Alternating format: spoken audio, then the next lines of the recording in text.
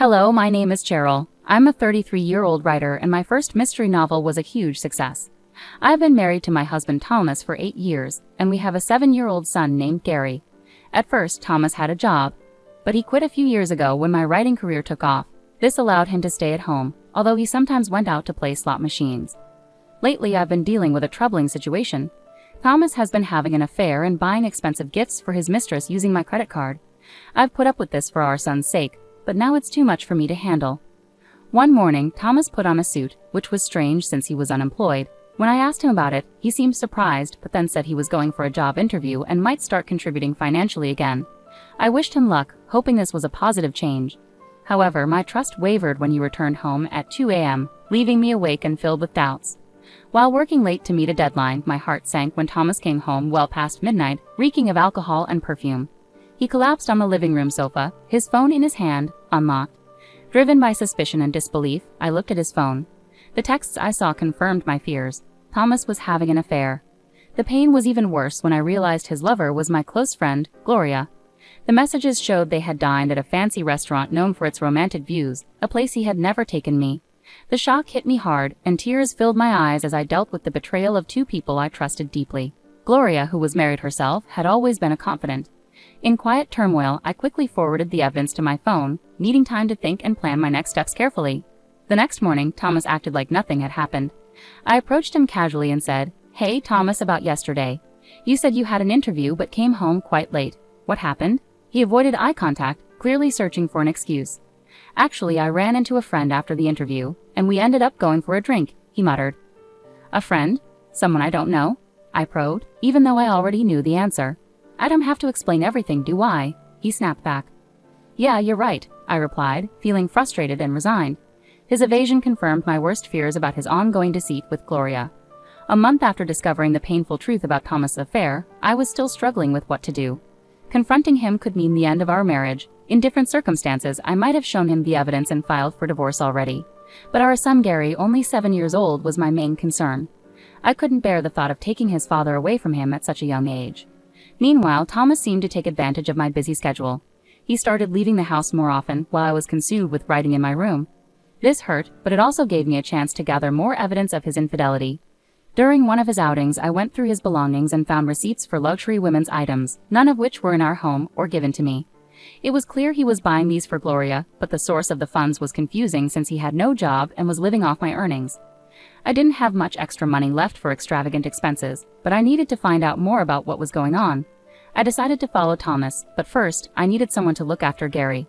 I called my brother, who didn't know anything about the situation. "I'm sorry for calling you over so suddenly," I apologized when he arrived. "No, I don't mind, but what's up? You suddenly said you want me to look after Gary," he said, looking confused. "There's something I really need to go shopping for on my own," I explained, making up a story. "Shopping? You've never been materialistic. You usually shop online," he said, sounding skeptical. "I know," I replied, feeling a little guilty for lying. But I knew it was necessary to protect my family and uncover the full extent of Thomas's betrayal. In the chilly early morning, with my heart heavy with doubt, I asked my brother for a favor. "I need to pick something up from a store today, something I can't order online. Can you watch Gary for a bit?" I tried to keep my voice light, hiding the real reason I needed to leave the house. "Of course, but try to come back soon, okay? Gary might start missing you," my brother responded, concern clear in his voice. "Thanks so much," I said, truly grateful despite the turmoil inside me. With my brother's help, I was free to find out the truth about Thomas's activities. Blending into the crowd, I followed Thomas from a safe distance. With each step he took toward his destination, my heart sank further. My worst fears were confirmed when I saw him happily walking into an upscale boutique with Gloria, arm in arm. Seeing them so close was a harsh blow. As they laughed and looked at items, Thomas walked to the cashier. I watched, hidden behind a display, as he confidently handed over a credit card. It was the card from the back of my drawer, meant only for emergencies. This card, which I rarely used, had been his secret tool for making all these extravagant purchases. The realization hit me. I had been so focused on my writing and deadlines that I hadn't been watching our finances closely. Significant charges had built up on the card from my recent work-related expenses, and all this time, Thomas had been adding his deceitful transactions to the bill. Both of our cards were linked to the same account, and I had missed the signs of his betrayal hidden among my expenses. Stunned by the depth of his deceit, I realized Thomas had not only betrayed my trust romantically but had also abused my financial resources. The last bit of affection I had for him disappeared. I blamed myself for not noticing sooner and for allowing his deceit to go unchecked. Realizing this double betrayal was hard to accept and marked a turning point in how I saw our marriage. Despite all the evidence, I couldn't forgive Thomas. With a heavy heart, I took discreet photos of his moments with Gloria before heading home. In the days that followed, I focused on devising a plan to confront him. Whenever he was out, I searched his PC for more clues. Since his phone and computer were linked, I could easily access their communications. It wasn't long before I uncovered plans for a getaway with Gloria over the upcoming holiday, a 6-day trip. This is my chance, I muttered to myself, feeling a mix of determination and despair. I planned to confront Thomas and settle matters while he was away with his lover. However, I faced a big challenge, our son Gary. I needed to make sure he was protected from the painful truth about his father's affair, and carrying out my plan without him finding out would be tricky. Reluctantly, I decided to ask my brother for help again. I hate to ask, but can you look after Gary during the upcoming holidays? I asked, trying to sound casual. The holidays? You mean all 6 days? He asked, sounding suspicious. Yes, I have something important to handle, I replied, trying to hide my anxiety. Something important, huh? He gave me a look that suggested he knew more than I had told him. His next words caught me off guard. Cheryl, you don't have to handle everything by yourself. What do you mean? I asked, my voice barely a whisper. Thomas is cheating, isn't he? He said bluntly. My heart skipped a beat. How did you? I stammered, but he cut me off. I heard it from Gary, he said softly. Gary, my son, knew. Even though he was just a child, he had picked up on enough to realize something was wrong. He had seen his father getting close to someone who wasn't me, and it had upset him. My brother's revelation was a stark reminder of how sensitive and observant children can be.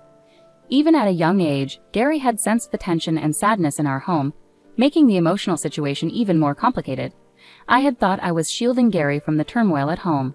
Why? My brother pressed gently, his words cutting through my defenses.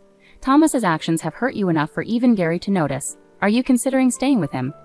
As I wrestled with the idea of divorce, fearing it would deeply affect Gary, my son unexpectedly walked into the room. It's okay, Mom. I'm on your side, he said, his young voice resolute. I don't want anyone who makes you sad, Mom. As long as I have you, I'm fine. His words, so mature for his age, brought tears to my eyes. Thank you, Gary, I managed, my voice thick with emotion. Turning to my brother, I added, and thank you too. With the support of my son and brother, I found the courage to face what needed to be done. Gary and I began to plan our move, timing it for when Thomas would be away on his trip with Gloria. My brother helped us pack discreetly, making sure everything was ready for a swift departure. The evening before Thomas was set to leave, I decided it was time to confront him directly. I found him packing a suitcase in our bedroom. Thomas, why are you packing a suitcase? What's going on? I asked, pretending not to know. Oh, this? I'm going on a trip with some friends starting tomorrow, he replied, avoiding my gaze. A trip? Why didn't you mention this earlier? I pushed, trying to get more details. It was a last-minute plan, nothing serious. I'm using my monthly allowance for it, he said dismissively, trying to end the conversation. Despite his discomfort, he continued to hide the truth. I took a deep breath, and in a calm, determined voice that I rarely used, I asked, Are you sure it's just with your friends? Thomas visibly tensed, his shoulders twitching with nerves. Despite his obvious unease, he stubbornly clung to his lie. Yes, just friends, he insisted, though his voice wavered. All right, I understand. Enjoy your trip with your friends, I said, the irony not lost in my tone. I would have enjoyed it anyway, he muttered, but his assurance sounded forced. With everything laid bare, I knew what needed to be done. My brother, my son, and my resolve had set the stage for a new beginning, free from deceit. Even though Thomas hadn't brought it up, it was essential to be accountable. As I stepped out of my husband's room, wrestling with my thoughts, I reflected on how things might have been different. If he had been truthful from the start, perhaps we could have parted amicably, discussing alimony and child support. Despite his betrayal, there was a time when my love for him was deep. He had been my rock when my novel initially failed to make an impact. I didn't want to feel bitter towards Thomas, but I had to protect myself and my son. It was clear that it was time for me to make a decisive move and not hold back any longer, especially after discovering more of his lies. The next morning, after Thomas left for his trip, I checked the drawer and saw that he had taken my credit card again. I acted quickly, calling the credit card company to report it as lost and had it canceled. When my son woke up, his eyes sparkled with excitement. He asked, Mom, today's the day, right? The day we moved to our new house. Any lingering doubts I had vanished in that moment. Yes, Gary, I smiled, reassured by his enthusiasm. I've canceled the credit card, and now it's time for us to start fresh in our new home. With my brother's help, the move was easy. We took our belongings to our new house while my husband's things were sent elsewhere. The next day, as we settled into our new place with my son and brother, I felt a profound sense of peace and excitement for the future. When Thomas called, his voice sounded hesitant. "Hello, Cheryl. Well, this trip is turning out to be more expensive than I thought. Could you send me some money?" I immediately knew he was having money troubles because I had frozen the credit card. He was trying to avoid admitting the truth about using the card without permission, and his indirect request for money was annoying. "Did you plan for this trip on your own?" I asked calmly. "I'm sorry, but I can't give you any money." He sounded frustrated. "Don't be like that. If you don't help me, I'll be the only one not enjoying this trip," he said. Then he corrected himself. "I mean, you'll be the only one." Even over the phone, his confusion was obvious. "You're on a trip, and you want to show off the good parts, right? Well, the card you took is no longer valid, so you'll have to manage." "What are you talking about, Cheryl? What card?" He pretended not to know. "Pretending you don't know won't help," I said firmly. "You're panicking because you're saying things that don't make sense. I don't know anything about a card." "Enough," I exclaimed, my patience wearing thin. "I already know you've been cheating on me with my best friend, Gloria. Did you think I had no idea? It's obvious." "No, it's not what you think. I'm not cheating," he tried to assure me, his voice desperate. I was furious that he continued to deny everything. Standing there with my brother and son next to me, all my pent-up anger erupted. "Stop making excuses. You had a family and you cheated with another woman. And you've been using someone else's credit card. Do you even realize how despicable your actions are?" "Cheryl, let's calm down for a moment," he tried to soothe, but it was too late. The truth was out, and there was no turning back. How can I remain calm when I'm dealing with the person I despise the most? I seethed into the phone. "Just so you're aware, I have no intention of forgiving you or offering you any help. As for her, she can find her way elsewhere. Never show your face to Gary and me again." With those final words, I hung up on my husband. Moments later, his mistress, Gloria, called. "Hey, Cheryl, what on earth did you do?"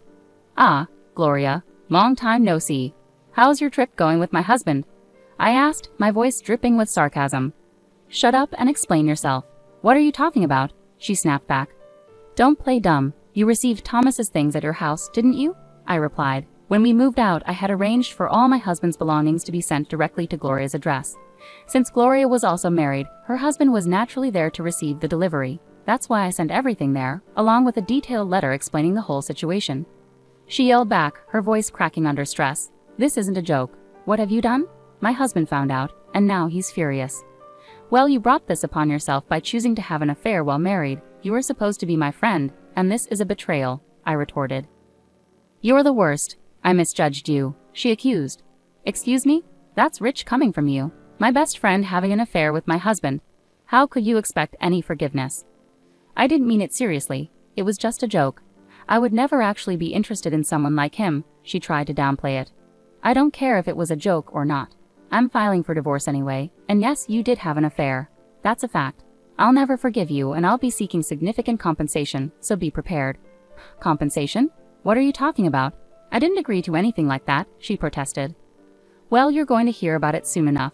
It's what you deserve," I concluded as she realized the gravity of the situation. "I'm a housewife. I can't pay any compensation," she pleaded, her voice filled with desperation. "I don't care. Figure it out yourself or ask your husband, though I doubt he'll be much help," I said sharply. "Oh, wait. Goodbye." I hung up before she could respond and promptly blocked her number. Later, I contacted my lawyer to finalize my divorce and sought compensation from my ex-husband and Gloria, along with child support. I also demanded repayment for the unauthorized credit card charges. The financial strain was too much for Gloria's marriage. After settling the compensation, her husband filed for divorce, and she found herself without a home. She sought refuge with her parents, but they were disappointed by her actions and turned her away. With limited options, Gloria now lives where she works, taking up night shifts at a local bar. Thomas, too, sought comfort from Gloria during this turbulent time, but overwhelmed by her crisis and furious with him for causing her divorce, she ended their relationship. Thomas is now juggling several part-time jobs, struggling to make ends meet. His long period of unemployment has hindered his ability to find stable work. Should he ever fall behind on his alimony or child support payments, I am prepared to pursue what he owes without hesitation. As for myself, life has settled into a peaceful rhythm in our new home with my son. He's growing up fast, and each day is filled with new joys and adventures. My primary focus is on providing him with all the love and stability he needs, ensuring he never has to face the kind of turmoil we've gone through again. Our days are brighter now, and I'm committed to making sure they stay that way.